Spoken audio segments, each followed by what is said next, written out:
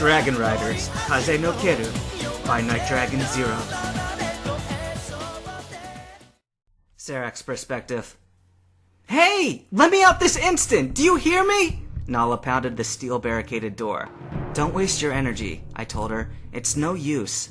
The featureless gray room was entirely surrounded by reinforced metal walls. As far as I could remember, Nala and I had just woken up in it. Ah! I just feel so... Ah! I was utterly surprised when she tossed off a white beam at the door, a hyper beam. Nala seemed equally shocked. What? How did I... She staggered. Nala, let me show you something. I clenched a fist, and electricity gathered around it. With a yell, I launched at the door. However, my thunderbolt produced no better results than hers. You can... Nala shook her head. It's too weird. You and Storm, you're both chimeras? Not actually. Hey, do you know about the chimera thing? See, when I worked with Team Rocket, I sort of made friends with this high-up guy.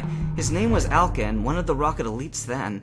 He accidentally spilled the beans to me, so I promised to keep a secret that I knew about it. But not like it matters now. I got word that Alkin died on a mission where a cruise ship blew up. I see, I nodded. But it's strange. If I were a chimera, I would have most likely known. Unless... Nala looked down at her arm. Looks like I've been injected with something. Either that or you've had something taken out, I muttered, rubbing my own right forearm. Apparently, I'd been subjected to the same treatment. Whatever it is, I guess we've now got the big red X stamped on our butts, Nala sighed. Well, Storm and I aren't actual chimeras, but I think we must have a similar genetic makeup to what they expect chimeras to have. What do you mean? It's a long story, I said, but since we're not going anywhere soon, I guess I have time to talk. Jade's perspective. My strength drained, I collapsed against the side of the tank. Not like there was much space in the tight-fitting translucent cylinder that was my prison. The last things I could remember was the battle in the sky and having the net being thrown around me. When I next awoke, I was here, trapped in this thing. No amount of flames or slashing could seem to break through. Finally, I'd submitted and sat silently. However, I looked up and took notice of my surroundings. An office, the thought came to my mind. But how did I know that? That was a human thing. I'd never been under humans before. Or had I? As I turned my head, I saw an elderly human. He was seated at a desk, facing away from me. A door across the room opened, and another human with black hair stepped in. This is Mr. Winters, head of Silph's advisory committee, the black-haired human introduced. Thank you, Jubei, the old human nodded. The next figure that stepped into the room was someone I recognized. Firestorm! The Charizard/human I'd fought alongside during the battle in the valley. He was accompanied by a Ponyta, likely the one from before as well. However, they were tied up with ropes and being shoved by another group of 3 humans. Firestorm turned directly towards me. I roared and banged against the glass, but Firestorm acted as if he hadn't seen or heard me. And perhaps he can't. I could be behind a 3-way mirror. I thumped my head against the wall, utterly confused. Those human-like thoughts had popped up again, but from where? What was I, really? Whatever it was, I had no choice but to watch for now. I compliment you for leading us on this merry chase for so long, Chimera, the human Winters laughed.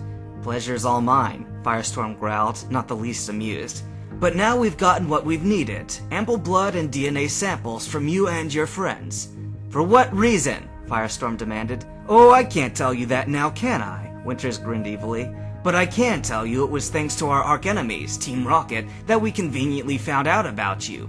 You should be thankful, actually. Team Rocket would not have been as merciful as we have. You're all sadistic evil bastards, nothing more, Firestorm spat. You can believe what you want, Winters replied. Jubei, once you've dealt with him, take the samples back down to the headquarters. Our researchers there will prepare for the Operation VX. No, Jubei folded his arms. What? I'm executing Operation VX on my own, Jubei said calmly. I don't need the assistance of your puny technicians. I am giving the Special Forces a direct order from the Silph Executive Committee, Winters roared, jumping up. My Special Forces are no longer under Silph's command, Jubei replied. You paper pushers can go hire another mercenary army to call your Special Forces. I'm sure you have enough money to do that. How dare you! Under whose authority is this?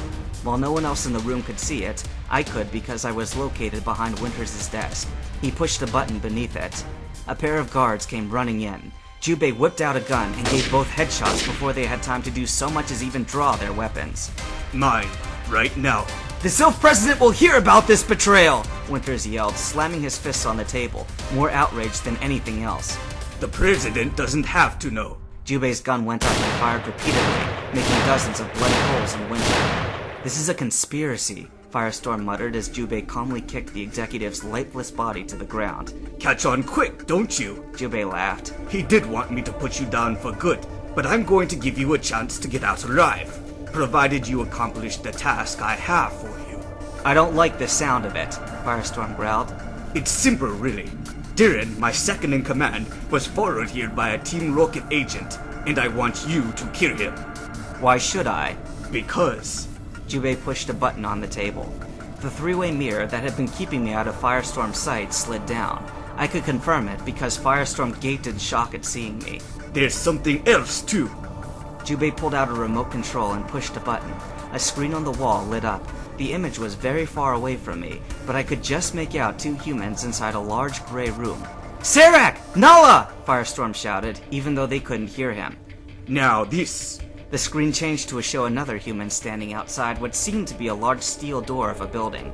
Once again, I couldn't really see what he was doing, but the door eventually opened.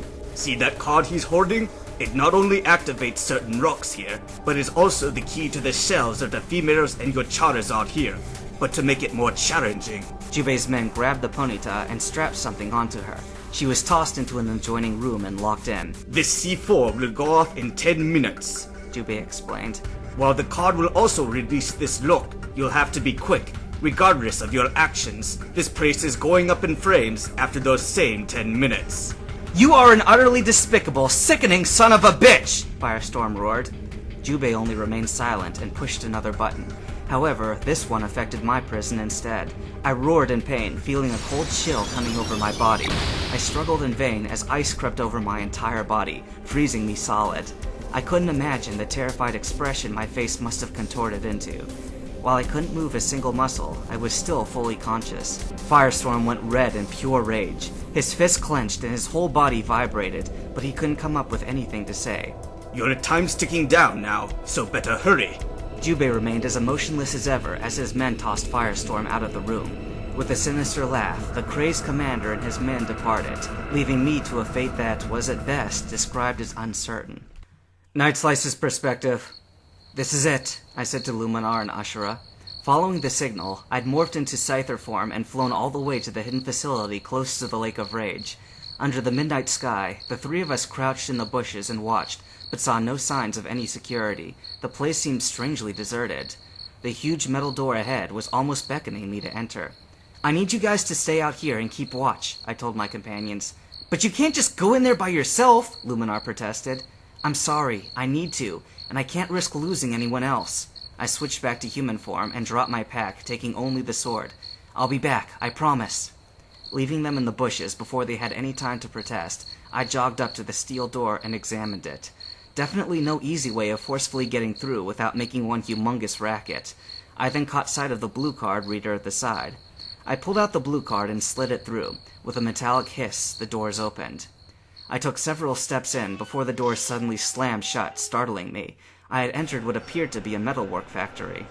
I moved cautiously in, tediously checking for all signs of danger. Automated machines were moving, steam hissing, and water dripping from the pipes and flowing across the floor. It was a dark, dimly lit place. Perfect spot for an ambush.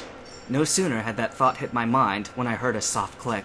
I rolled away as a sharp metal pole impaled itself in the floor I'd just been standing on. I glanced up to see its thrower, poised on a set of machinery above me. He was a strong-built male, wearing gloves that exposed the back of the palms of his fingertips. He was dressed in a white t-shirt, blue jeans, and a pair of sports shoes. A black jacket was also on the shirt. His hair was orange with red streaks, coming down past his shoulder length. His fierce brown eyes seemed to have a fiery glow in them. "Game's over, Rocket," he growled, leaping down to my level. "What are you talking about?" I demanded, furious at being called a rocket.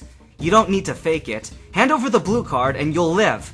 "Over my dead body!" I yelled. "Who knows what you Silph bastards will do once you have your precious key back?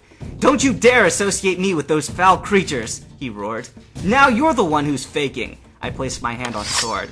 "I see there's no other way around this," he muttered, stepping into fighting stance. "Draw your weapon, fiend, and we'll battle." I hesitated. "What's wrong?" There is no honor in drawing my sword against an unarmed opponent, I declared, tossing the blade aside.